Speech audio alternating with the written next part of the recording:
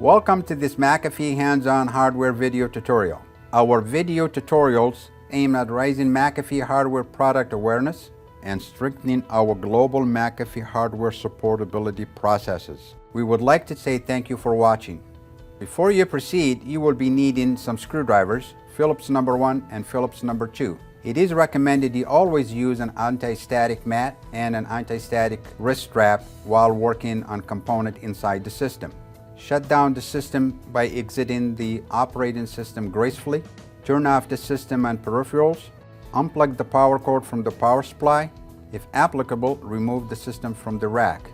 After working inside your system, if applicable, install the system into the rack. Plug the power cord into the power supply. Reconnect the peripherals, power on the system and check system functionality.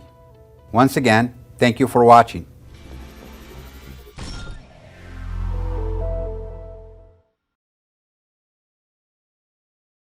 Thanks for watching. Make sure to subscribe and hit the bell to be notified when we share more videos.